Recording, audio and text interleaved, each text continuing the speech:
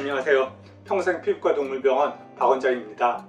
최근에 피부가 안 좋은 반려동물 상담을 하다 보면 동결 건조 사료를 먹이는 반려견을 자주 접하게 됩니다. 그래서 오늘은 동결 건조 사료에 대해서 한번 이야기를 나눠보려고 합니다. 동결 건조 사료는 믿고 먹일 수 있을까? 강아지 용품을 판매하는 쇼핑몰에서 동결 건조 사료를 검색해보면 이렇게 매우 다양한 동결 건조 사료를 볼 수가 있습니다. 이게 요새 어떤 트렌드 같기도 한데 보면 사료 트렌드가 굉장히 변화되고 있습니다. 과거에 일반 사료에서 수제 사료, 이거는 냉장 사료고 그 다음에 동결 건조 사료로 변화되고 있는데, 이렇게 변화되는 이유는 일반 사료의 경우 기름에 튀기고 그 고온 가열로 인해서 영양소가 파괴되고, 그리고 방부제, 사료 첨가제 이런 화학 첨가물이 첨가됨으로 인해서 다양한 문제를 야기하고 있습니다. 그래서 그런 문제 의식 속에서 이것을 대체하기 위해서 나온 것이 방부제, 사료 첨가제가 들어가지 않은 수제 사료인데, 여기에는 방부제와 사료 첨가제가 들어가 있지 않다 보니까 냉장 유통을 해야 합니다. 근데 그렇게 냉장 유통하고 관리하고 이거 자체가 좀 많이 어려운 부분이 있습니다. 방부제가 들어가 있지 않다 보니까 유통 과정에서 보관이 잘못되거나 그러면 금방 변질이 되고, 또 그런 것을 먹은 반려동물 같은 경우 구토나 설사 그런 식중독 증상을 일으키기도 하고, 그리고 또 방부제가 들어가 있지 않아서 유통기간이 매우 짧습니다. 이러한 상태로는 커다란 사료회사에서 유통을 하기가 쉽지 않습니다. 그래서 커다란 사료회사에서 최근에 많이 출시되고 있는 것이 동결 건조 사료입니다. 이 동결 건조 사료의 제조 과정은 먼저 사료를 얼리고 그것을 압력을 낮춘 기계에서 가열을 해서 만듭니다. 이것은 요 기압과 온도에 따른 물질 상태의 변화, 요 그래프가 이 동결 건조 사료의 제조 과정을 이해하는 데 도움이 많이 되는데, 우리가 평상시에 접하게 되는 환경은 기압이 1기압인 이 상태입니다. 기온이 0도씨 이하에서는 물이 얼고, 그리고 0도에서 100도 사이에서는 액체 상태로 있습니다. 그리고 100도가 넘어가게 되면 그때 물이 끓으면서 수증기로 기화를 하게 됩니다. 그런데 이 기압 자체를 1기압 아래로 낮추는 경우 이 초록색 선이 아래로 내려오게 됩니다. 그래서 0.006 기압 이하가 되는 경우 이 얼음이 물로 거치지 않고 바로 기체가 됩니다. 근데 여기서 보시는 것처럼 0.006 기압이 되면 이 온도 자체가 100도까지 가열하지 않아도 금방 얼음에서 기체로 승화가 돼서 날아가 버리게 됩니다. 가열해야 되고, 그 과정에 이 고열로 인해서 사료에 있는 영양분들이 파괴가 됩니다. 하지만 온도가 아래로 내려감으로 인해서 저온에서도 사료에 있는 수분이 증발함으로 인해서 고열로 인해서 영양분이 파괴되는 그런 문제를 해결할 수 있게 됩니다. 그래서 각 사료의 수분 함량을 보면 일반 사료 같은 경우는 10% 내외이고, 그리고 수제 사료는 15에서 35, 그리고 습식 사료는 75%, 근데 동결 건조 사료는 5% 이하가 됩니다. 이렇게 사료에 포함된 수분이 떨어지게 되면 세균이 증식하거나 아니면 사료 자체가 변성이 되려고 그러면 수분이 있어야 되는데 수분이 떨어짐으로 인해서 세균 증식도 저하되고, 또 사료의 변화도 덜 일어나게 됩니다. 그로 인해서 동결 건조 사료의 장단점을 살펴보면, 장점은 무엇보다도 먼저 고온으로 사료를 가공하지 않았기 때문에 원재료의 맛과 향이 유지가 됩니다. 그리고 또 기호성도 좋고, 그리고 영양 성분의 파괴가 적습니다. 그리고 쉽게 변화되지 않기 때문에 유통기한도 무제한적으로 늘어나고, 그리고 방부제, 화학 첨가제를 사용하지 않음으로 인해서 이러한 첨가물을 사용해서 발생하는 다양한 문제를 예방할 수가 있습니다. 그리고 또 유익균 살에 있어서 소화력을 증진시킨다는 그런 이야기도 있는데, 이 부분은 글쎄요 하는 부분입니다. 그리고 지금 동결 건조 사료에 대해서 단점이라고 사람들이 이야기하는 것을 보면 가장 첫 번째는 고가입니다. 유통되고 있는 사료의 가격들을 보면 로얄 캐닌, 나우 이런 사료들은 100g당 가격이 1,600원에서 1,800원 그런 정도입니다. 그런데 하림에서 생산되고 있는 더 리얼 사료 같은 경우는 100g에 11,600원 정도, 그리고 수입되는 이런 사료들을 보면 12,000원대에서 14,000원 그 정도 가격을 형성하고 있습니다. 그래서 일반적인 사료에 비해서 가격이 거의 한 8배 그 정도 비싼 그런 상태입니다. 이렇게 가격이 비쌈에도 불구하고 강아지가 사료로 인해서 발생하는 문제를 해결하겠다 한다면 경제적인 부담이 없는 분들은 이런 동결건조 사료가 대안이 될 수 있을 것입니다.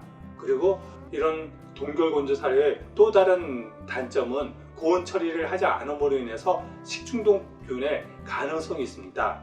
이것은 음식 재료 안에 기본적으로 이런저런 균들이 있는데 그 균들을 일반적인 사료 같은 경우는 방부제나 그런 약품 처리를 해서 균을 죽여버립니다. 하지만 이 동결건조 사료는 방부제를 사용하지 않고 또 고온으로 처리하지 않는다는 것이 컨셉이기 때문에 이러한 균을 살균하지 않은 상태입니다. 이런 균들은 동결건조된 그 상태에서는 문제가 되지 않을 수가 있는데, 보시면 한우육의 냉동과 해동 시 세균의 변화를 보면 대조균의 4.19 정도의 세균이 있는 상태에서 이 냉동육을 해동하게 되면 다시 세균이 증가하게 됩니다. 그래서 이 늘어날 수 있는 세균을 어떻게 컨트롤할 수 있는지 그 부분이 이제 관건인데, 국내에 유통되고 있는 사료들은 사료의 멸균 및 살균 처리 기준에 의해서 적절하게 처리가 되어져야 됩니다. 그래서 이 규정을 보면 입자가 30ml 미만인 경우 수별 기준 70도에서 60분 이상 가열하도록 되어 있습니다. 그리고 이렇게 가열하지 않는 경우 식초 등 소독제에 의해서 살균 처리 후 동결 건조하거나 아니면 방사선 조사 처리를 하도록 되어 있습니다. 이렇게 방사선 조사 처리하는 것에 대해서 식품업계에서는 그러한 방사선 조사한 먹거리를 먹어도 건강에 아무런 문제 없다고 하지만 그 부분은 정말 그 말 그대로 믿어도 되는지 그 부분은 의문이 되는 부분입니다. 그래서 지금 수입되고 또 유통되고 있는 동결 건조 사료들이 이러한 세균 부분을 어떻게 관리하고 있는지 그거는 각 사료마다 생각해 볼 그런 부분입니다. 그리고 좀 더 고민해 봐야 할 부분은 이런 동결 건조 사료의 단점이 가격이 비싸다는 것, 이제 그 정도만 얘기하고 영양분의 손실은 전혀 없다고 이야기합니다. 근데 정말 동결 건조 사료는 그 가공 과정에 영양분의 손실이 전혀 없을까요? 이 부분에 대해서 기존의 식재료를 냉동하고 건조하고 그런 과정에서 영양분이 어떻게 변화가 되는지 그 부분에 대해서 한번 자료를 찾아보면 양파를 냉동했을 때 비타민 C의 변화는 보신 것처럼 생양파는 5.36이지만 이 생양파를 어떻게 냉동하느냐에 따라서 비타민 C의 함유량이 감소됩니다. 그리고 또 당근을 냉동 시에도 보시면 비타민 C가 몇 도에 냉동을 했는지, 그리고 또 냉동한 그 기간이 얼마나 지났는지에 따라서 비타민 C의 함유량이 급격히 떨어지고, 그리고 24주가 넘는 경우 비타민 C가 거의 제거된다는 그런 연구 논문도 있습니다. 그리고 또 지금 동결건조 사료를 유통하는 회사에서는 건조한 사료의 경우 영양분의 손실이 없다고 하지만 건조와 관련된 논문을 찾아보면 동결건조가 눈개승마에 끼치는 영향을 보면 여러 황산화 물질의 농도가 변화되어지는 걸 볼 수가 있습니다. 그리고 이쪽에서도 보면 동결건조, 그리고 뜨거운 열로 건조시킨 거, 그리고 진공 건조에 따라서 각 성분들이 변화되어지는 것을 볼 수가 있습니다. 그리고 생마늘과 동결건조 마늘의 휘발성 유기 성분 비교표를 보면 신선한 마늘에 포함되어 있는 다양한 휘발성 유기 화물들이 건조를 했을 때 어떤 것은 건조함으로 인해서 수분이 증발해서 성분들이 농축되기 때문에 증가하는 부분도 있지만, 건조하는 과정에서 휘발돼서 재료가 되는 이런 성분들도 있습니다. 다시 말해서 식품을 동결시키고 또 건조하고 그러면 이 과정에서 물만 증발해서 사라지는 것이 아니라 식재료에 포함된 여러 가지 성분들의 변화도 발생한다는 것입니다. 이 부분은 우리가 상식적으로 생각을 해봐도 신선한 야채, 과일 그런 것을 먹는 것과 그리고 건조시켜서 그것을 6, 7개월 있다가 먹는 것과 그 안에 포함된 비타민, 미네랄 그런 것이 똑같다고 주장하는 것, 그것을 그대로 받아들이기는 어려울 것입니다.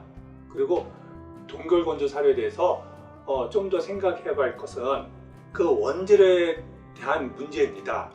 그래서 이전에 야오펫에 게재된 내용이기도 한데, 동결건조는 식품을 건조하는 방법일 뿐 원재료 자체의 질을 보장해주는 건조 방식이 아니기 때문이다. 아무리 좋은 건조 방식이라 하더라도 동결건조 대상인 원재료가 좋지 않다면 결코 좋은 동결건조 제품이라고 할 수 없다고 얘기합니다. 다시 말해서 동결건조 사료는 기존에 생산되어 있던 사료들이 거기에 방부제, 사료첨가제, 또 고온의 기름으로 튀김으로 인해서 발생하는 문제들, 그런 문제를 해결하겠다고 해서 새로운 가공 방법으로 사료를 만들어서 장기간 유통할 수 있는 그런 방식을 찾은 것일 뿐이지, 이 재료 자체가 어떤 것인지 그런 것에 대해 보존을 하는 것은 아니라는 것입니다.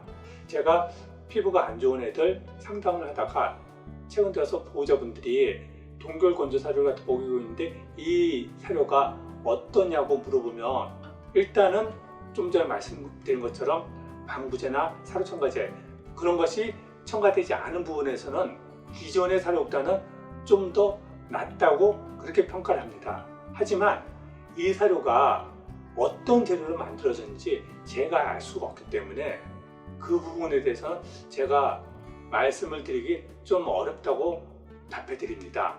그리고 무엇보다도 그런 사료들은 만들어서 장기간 유통을 하는데 그 시간 동안에 비타민이나 그런 것들이 손실되는 부분까지 생각했을 때 가급적이면 최근에 국내에서 생산된 유통기간이 얼마 되지 않은 그런 제품을 먹이거나 아니면 집에서 직접 믿을 수 있는 괜찮은 식재료를 구입해서 직접 만들어 먹일 것을 권해드리고 있습니다. 이렇게 하는 것이 좀 번거롭기는 하지만 만성적인 기병, 피부병 아니면 자가면역 질환 그런 문제로 고생을 하고 있는 반려동물에게 쓰는 먹거리가 정말 중요한 부분이기 때문에 그렇게 해주기를 권해드리고 있습니다. 네, 오늘은 최근 많은 분들이 관심을 갖고 있는 동결건조 사료에 대해서 말씀을 드렸습니다. 다음에 또 다른 유익한 정보로 찾아뵙겠습니다. 감사합니다.